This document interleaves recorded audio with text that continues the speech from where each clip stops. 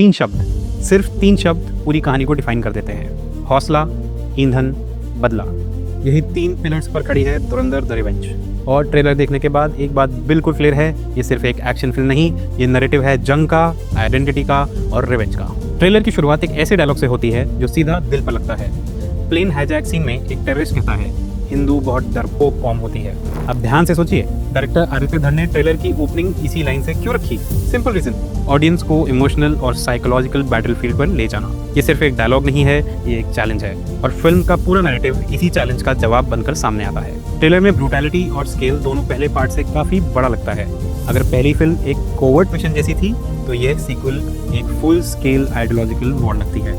इस बार कहानी का सेंटर है एक कैरेक्टर जसकीरत सिंह रानी, जिसे स्क्रीन पर बोल्ड लेटर्स में इंट्रोड्यूस किया जाता है और उस रोल में है रणवीर सिंह। रणवीर सिंह का कैरेक्टर सिर्फ सोल्जर नहीं है, वो एक सिंबल है, एक ऐसा इंसान जो पर्सनल रिवेंज और नेशनल मिशन के बीच की लाइन पर चल रहा है।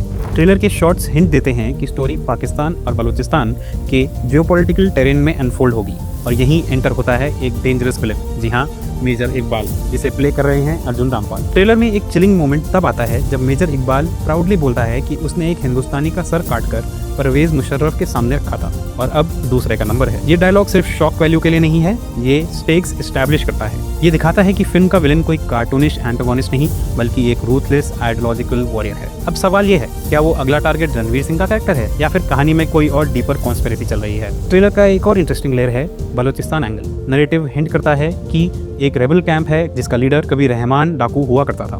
रहमान बलोच, जी रहमान डाकू। अगर पॉलिटिकल शिफ्ट होते हैं और उजैर बलोच जैसी फोर्सेस पावर में आती हैं, तो ग्राउंड रियलिटी कैसे बदलेगी? इसी क्योस के बीच रणवीर सिंह का कैरेक्टर एक गुरिल्ला स्टाइल रेजिस्टेंस लीड करता हुआ नजर आता है। और फिर आती है एक पावरफुल एंट्री, संजय दत्त। उनका कैरेक्टर चौधरी असलम और उसकी लिहारी गैंग के अगेंस्ट एक इंटेंस कॉन्फ्लिक्ट सेटअप करता है। पहली फिल्म में जिस तरह से ये राइवलरी एस्टैब्लिश हुई थी, उसका पे ऑफ शायद इस सीक्वल में मिलेगा। मतलब एक तरफ जियोपॉलिटिकल वॉर, दूसरी तरफ गैंग वॉरफेयर और तीसरी तरफ पर्सनल रिवेंज। 3 लेयर्स, 3 बैटल, और इसीलिए वो 3 शब्द फिर से याद आते हैं, हौसला, ईंधन, बदला। ट्रेलर का म्यूजिक भी स्पेशल मेंशन डिजर्व करता है। बैकग्राउंड स्कोर हर फ्रेम को एम्पलीफाई करता है। हर कट, हर स्लो मोशन शॉट और हर एक्शन बीट को एक लार्जर देन लाइफ फील देता है। लेकिन ट्रेलर का सबसे इम्पैक्टफुल मोमेंट एंड में आता है। एक लाइन, जी ये एक लाइन, अब पाकिस्तान का मुस्तकबिल हिंदुस्तान तय करेगा। ये सिर्फ सिनेमैटिक डायलॉग नहीं है, ये नैरेटिव डिक्लेरेशन है। ये बताता है कि फिल्म का स्केल पर्सनल रिवेंज से बढ़कर स्ट्रैटेजिक वॉरफेयर तक पहुंच चुका है।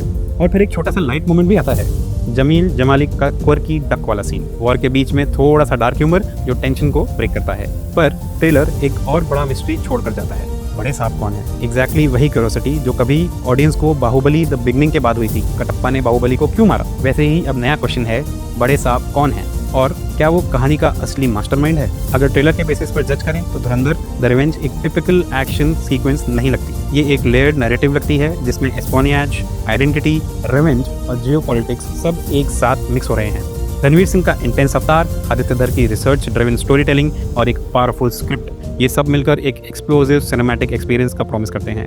अब देखना यह है कि जब फिल्म रिलीज होगी तो क्या सिर्फ ये बॉक्स ऑफिस पर धमाका करेगी या फिर नैरेटिव वॉर्स में भी एक नया चैप्टर लिखेगी। और सबसे बड़ा सवाल वही है, आखिर बड़े साहब कौन है?